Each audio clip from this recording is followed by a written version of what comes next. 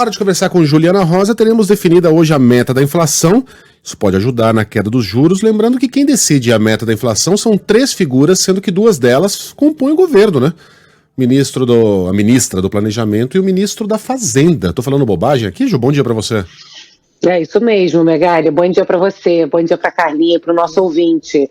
Vai ter a decisão hoje do Conselho Monetário Nacional, que é um conselho que define as metas de inflação do país e é composto pelo ministro da Fazenda, Fernando Haddad, ministra do Planejamento, Simone Tebet, e o presidente do Banco Central, Roberto Campos Neto. O que o próprio ministro da Fazenda tem falado, ontem falou também, é que não há previsão de mudança da meta de inflação. Vai continuar ali na casa dos 3%, segundo o ministro. Lembra que tinha uma discussão que o presidente Lula queria que a meta de inflação do Brasil fosse maior, porque achava que o Banco Central estava tendo que manter os juros altos demais para poder atingir uma meta de inflação que ele considerava muito baixa e às custas de um sofrimento econômico muito grande.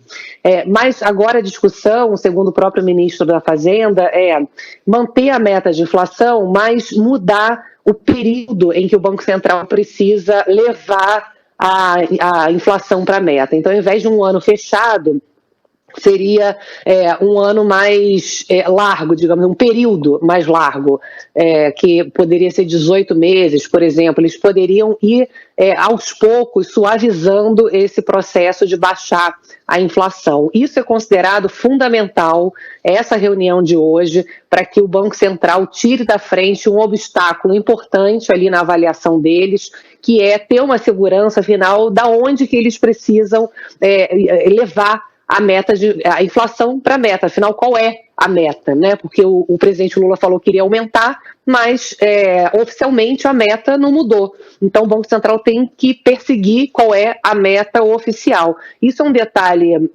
parece pequeno, mas isso vai fazer toda a diferença na questão da segurança em relação à autonomia do Banco Central e à não interferência política. O que se espera é que a partir dessa decisão de hoje, as expectativas de inflação caiam. Então, economia é muito feito de expectativa. Se todo mundo começa a ter uma confiança maior, né, na política do Banco Central, na política do governo, de metas de inflação, normalmente as previsões começam a ficar mais tranquilas, começam a ficar mais amenas. Então, as expectativas de inflação devem cair ali para casa de 3,5% para o ano que vem. Com isso, o Banco Central poderia, então, estar mais confortável, ter um caminho mais seguro para começar a ter queda de juros a partir de agosto.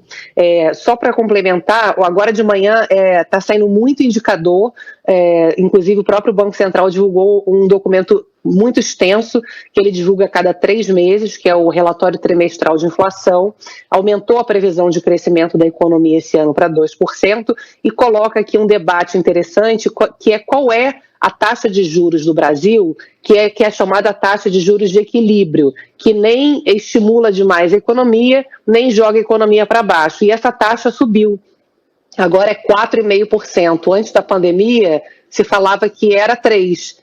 E agora se fala que tem que ter mais juro para manter a inflação sob controle. Tem uma série de variáveis aqui, tem uma análise técnica, mas é interessante, porque é um recado mais duro do Banco Central, dizendo que para manter a economia crescendo dentro do seu potencial e mantendo a inflação equilibrada, a taxa de juros neutra é 4,5%. Então isso vai ser um debate importante também para essa discussão de hoje e as discussões futuras para entender até onde pode cair a taxa de juros do Brasil. Muito bem. Juliana Rosa volta amanhã, então, com outros números e análises. Beijão para você, Ju. Beijão.